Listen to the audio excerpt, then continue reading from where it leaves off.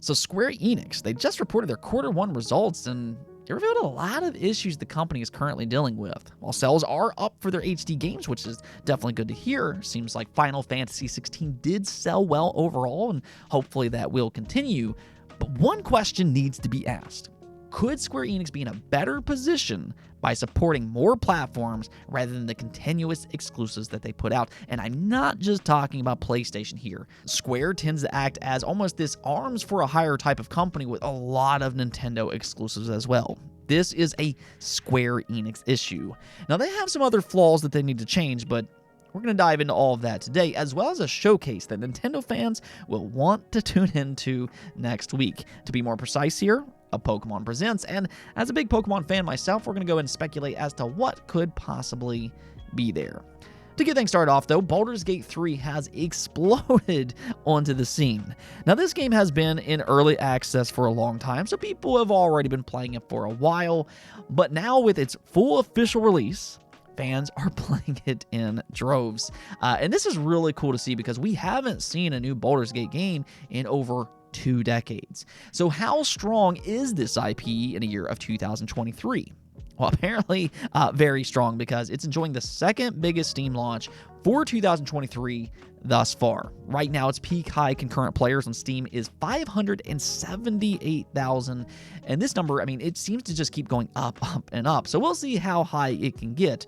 But the only game this year to have a better launch period on Steam was Hogwarts Legacy. That ended up having 879,000 concurrent players for its launch period. Baldur's Gate 3, though, it's not just popular, but both fans and critics alike are raving about how good it is. Currently on Steam, it has a 91% approval rate, and if that's not good enough for you, even though critic reviews are coming in slow, it does have a 94 overall score on Metacritic as of this recording with 4 different reviews. This is a large game, and it's going to take some time for critics to get their reviews out, but impressions thus far, they seem pretty consistent. Looks like Larian did put together another top-tier RPG as expected after the much-praised Divinity Original Sin 2, which was also lauded to be one of the very best within the genre.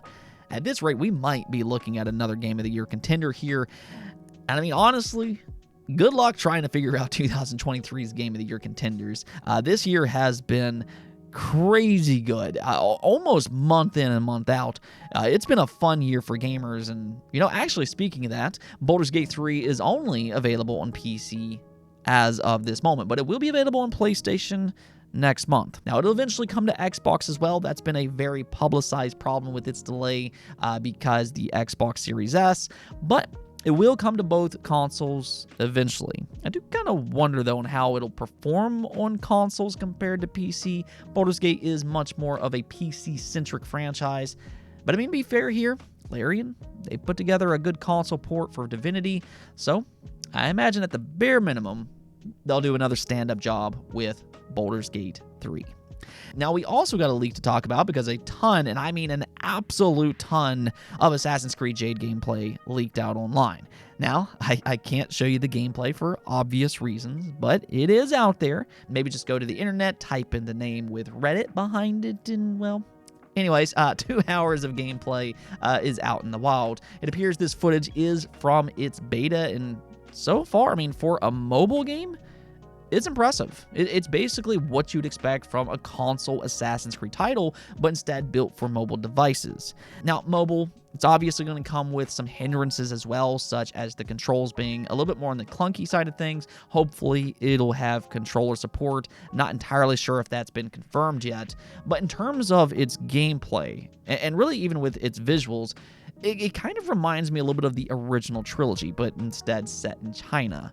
Now, I did notice some janky animations to it, but this is only the beta for the time being. They still have time to fix that type of stuff up. But if you are a big fan of the Assassin's Creed franchise, and if you don't mind playing on mobile devices, Assassin's Creed Jade might actually be worth paying attention to. Let's go and talk about Square Enix, though, because they posted their 2024 Q1 fiscal year report, and the results here were not great. Now, I'll go ahead and include a picture here posted up by Genki, which summarizes all of the different figures, but the big standout number here is that the operating net income plummeted by 78.5% year over year. Now, when you see a decrease that large, that's reason to be alarmed, and there's actually several reasons why this is actually happening. Now, I know the one that you all are going to be interested in, and we'll kind of get into that here in just a second, but I want to be thorough about this because I don't want this to be misleading. One of the issues is actually because their MMO sales are down, which is to be expected. This is inevitable because Final Fantasy XIV is in a non-expansion year, so numbers, they're going to slow down. This is not alarming, though I will say this much. Not only does the Dawntrail expansion come out next year, but they'll also get a new influx of players from Xbox. So Final Fantasy XIV will once again dramatically rise in 2024, maybe really more so than what we've ever seen before, because yes, it is being introduced to a completely new platform. Final Fantasy XIV, yeah, it plays a part in the results here, but again, it is to be expected and is nothing to be alarmed about. A bigger concern here, though, is actually with their mobile sector. This might be their single biggest issue right now, as they noted that their new releases haven't been able to offset weak performance from existing titles. As an example, they just recently canceled that Final Fantasy Battle Royale game. I really don't know what they were thinking with that title, but yeah, their mobile division right now is struggling. And then the final issue seems to be high cost of development. And this is what's impacting their HD games. So the good news here is that their HD games are selling well in terms of units sold. They are up year over year. And while that sounds great initially, the problem seems to be that's somewhat offset by increased development cost. Games like Final Fantasy XVI are expensive to make. And then you have something like Forspoken, and that game completely failed to establish itself in the market. I imagine Forspoken has really hurt Square Enix, but this does beg the question, if development costs are so high, why not maximize your chances to sell more copies by going multi-platform? And I'm not just talking about Final Fantasy, and I'm not just talking about Xbox and PlayStation either. I had some people kind of come at me on Twitter because apparently to some people, these are the only two platforms that exist. First off, let's not forget about PC and Nintendo. Final Fantasy XVI on PC at launch, even without Xbox, Final Fantasy XVI on PC at launch, it might have helped. What I'm getting at here, though, is that Square Enix, they almost act as an arms for hire type of company. They make a lot of exclusive deals with both PlayStation and Nintendo. This is something else that we've talked about before, and while that can be a good short-term strategy, and I think it's actually okay for certain games, but as I've said before, there's a very real debate that their inconsistency is hurting them long term. Now, what I mean by that is that they can grow a healthy fan base across multiple platforms, but they choose not to do that. And I'm just going to go and use a few examples here. Octopath Traveler, that launched as a Nintendo exclusive. Then eventually, they ported it over to Xbox. But for some reason, for whatever reason, Octopath Traveler 2, it launched on PlayStation, PC, and the Switch. First off, why did the original not release on PlayStation? It absolutely should have. And why is the sequel not available on Xbox, though the first one is? It's a weird situation. There's no consistency here. Then you take a look at something like Final Fantasy, their crowning jewel of an IP, and who knows where these games will release. Final Fantasy VII Remake, that is a PlayStation exclusive with an eventual PC port. But then you have Final Fantasy VII Crisis Core, a game that's connected to that, and is multi-platform. Are they expecting Nintendo and Xbox fans to be interested in Crisis Core the same way that PlayStation fans are? Of course, it's going to sell less on those platforms because they haven't grown the fan base the way they have on PlayStation. I complained about this for years and years when it came to Atlas and Shin Megami Tensei. It was the exact same issue. They would release one game on Nintendo, and then they would release the next on PlayStation. Their releases were just all over the place. If you want to grow a franchise, not a singular IP, if you want to grow a franchise, make it consistent. That's all I'm saying. Suffice to say, though, Square Enix, I think that they need to make some changes, but I believe that they will start to do that under their new CEO. It might take some time, but it sounds like they are under better leadership now. And that makes me happy because I really mean this, I legitimately like Square Enix games. They actually do make some of my favorite games of all time. I personally love the Final Fantasy franchise. I like The World Ends With You. There's so many Square Enix games that I like, so I want them to have a bright future, much in the same way that I wanted Atlas and the Persona series, as well as Shin Megami Tensei, to have a bright future. Now, speaking of some of my favorite franchises ever, let's go talk about Pokemon, because the leaks were true after all. A new 35-minute Pokemon Presents is set for August 8th. Now, 35 minutes. This is a pretty good long showcase. That means that they can make a lot of different announcements here if they want to. But I think one thing that we will for sure hear about here is the Pokemon Scarlet and Violet DLC. I think we will get a more in-depth look at that first wave with an actual release date. All we know for right now is that it's coming this fall, but I think before this showcase is over, I think we will have an official release date. I have to say this, though, because I think this is getting ridiculous by this point. We haven't heard anything about that performance patch since they first said that they're working on it, at the beginning of the year? Or was that late last year? I mean, we've heard absolutely nothing about that patch since then. So this is just kind of my own hope here, but I'd like to see them announce its performance patch alongside its DLC. Now, that probably won't happen. It's kind of looking like we're going to have to wait for the Switch 2 to save Pokemon Scarlet and Violet's performance. But I'm crossing my fingers here that we hear something about it at this event. Now, Detective Pikachu Returns, that could also be here in some capacity. That's set for an October 6th release, so it would make sense to get a deeper dive sometime soon.